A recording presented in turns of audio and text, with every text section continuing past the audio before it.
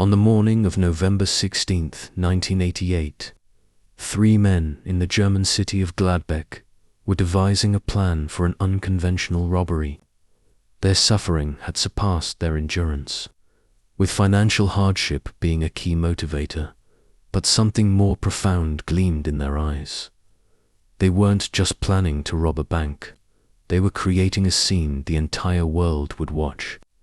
They hoped for a quick escape after achieving their goal, unaware that this moment of tension would evolve into more than just a crime. What began as an escape plan soon became a path they couldn't turn back from. Slowly, the elements of a much larger game began to unfold, and with it, the confrontations grew more complex. At exactly 12 p.m., the attack on the Gladbeck Bank in the heart of the German city commenced. The assailants stormed the place with brute force, armed with everything they needed, guns and threats to assert control.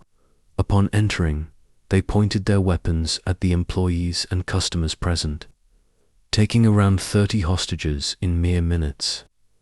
The air was thick with tension, and no one knew how they might survive. Fear gripped everyone as the attackers immediately demanded a massive ransom and threatened to kill anyone who dared to escape or contact the police. In those moments, no one knew that this simple robbery would become a story the world would retell for years. Inside the bank, the hostages were trapped in a cage of fear and confusion. Hearts pounded and eyes were filled with panic, while the attackers kept a close watch on them. Every movement was met with suspicion.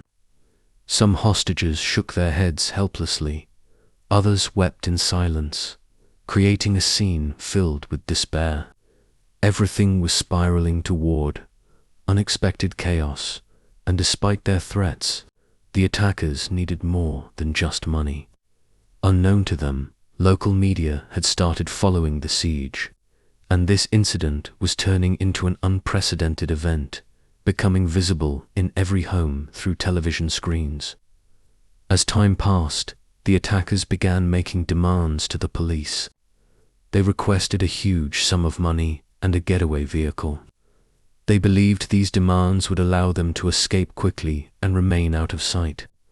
The situation was non-negotiable. Meanwhile, the world around them watched as the news was being broadcast live.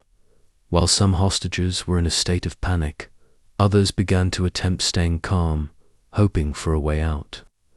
While the police negotiated and searched for solutions, the situation grew more complicated. The attackers had no clear plan. They were pushing everything to the brink of danger. By midday, the police had arrived at the scene, completely surrounding the bank. Police officers, including special forces, began sealing off the exits around the bank as the situation escalated rapidly. Negotiations continued in an attempt to convince the attackers to release the hostages. While talks were ongoing, the fear among the hostages increased. Some began thinking of ways to escape, while others clung to any chance of survival. The media gathered around, putting additional pressure on both the attackers and the police.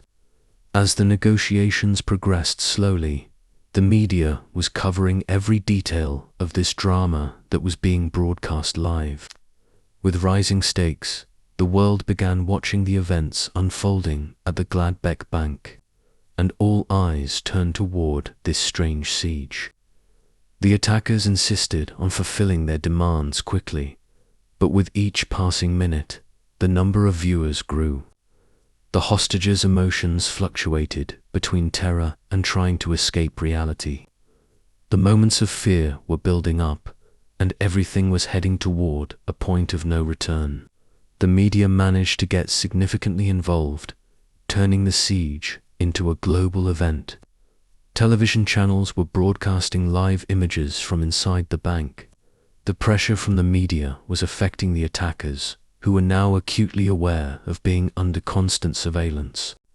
As the events unfolded, the line between reality and spectacle began to blur.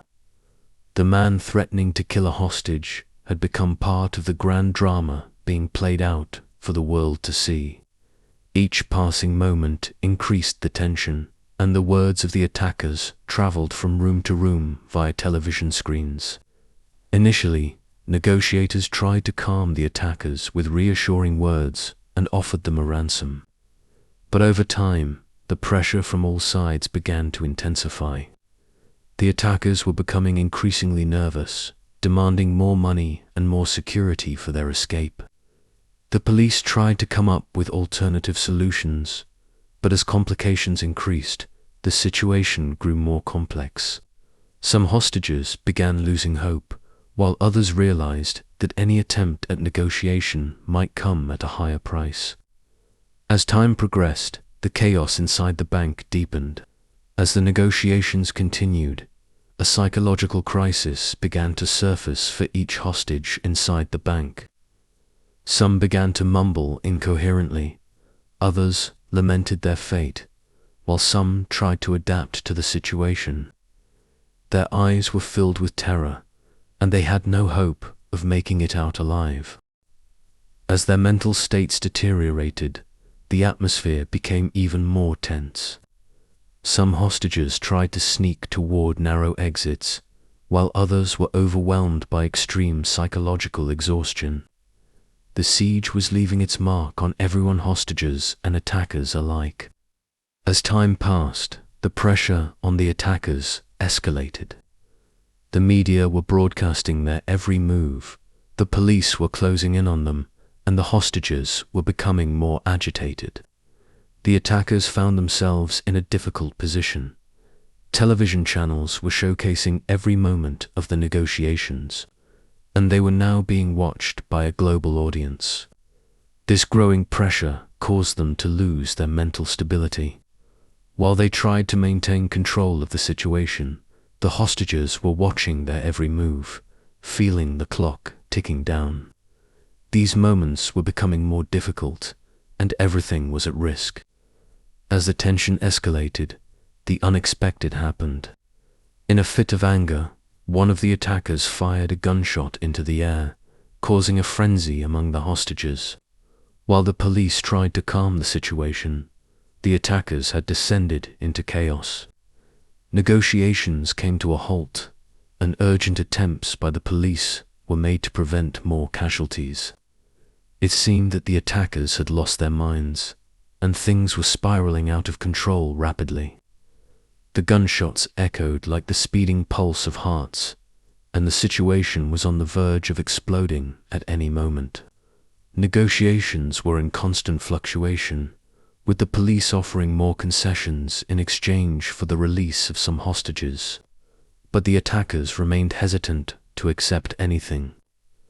They expected to achieve all of their demands and voiced their concerns that the police didn't care about their needs. The promise of releasing some hostages was always met with rejection from the attackers. The negotiations were at a standstill, and the clock was ticking faster. Each side tried to maintain its dignity, but everyone knew the game had changed forever. As time wore on, the pressure on the attackers became unbearable. Negotiators hoped to reach a peaceful solution, but the attackers began making rash decisions. Meanwhile, the police had decided that the time had come to escalate the pressure. Special forces were preparing for an assault. The attackers believed they still controlled the situation, but the truth was far from that. With every passing moment, the risks were growing. The situation was nearing its end, but no one knew what awaited them in the critical moment. In the final hours, the police began to execute the long-awaited plan. The attackers were becoming increasingly agitated, expecting an escape attempt, but the police had decided to intensify their actions. As the special forces intervened, the real battle began. Doors exploded open, and chaos erupted inside the bank. The attackers were in shock, running in every direction, but they couldn't escape. These moments were filled with peril as the hostages ran in search of exits. The closer the police got to the attackers, the more dramatic the situation became. In the end, The attackers were successfully captured. The hostages were freed after hours of terror. The attackers were mentally broken, while the hostages were freed from the grip of fear. As the media cameras captured every moment of this victory, everyone knew this incident would never be forgotten. The robbery that began as a simple crime ended up becoming a live drama broadcast for the world. The case was closed in 1990 after the attackers were tried, and Gladbeck had witnessed more than just a crime, but became a historical moment in both the world of crime and media. Source of the true story: the Gladbeck hostage crisis, 1988. Case closed in 1990 in Germany, North Rhine-Westphalia.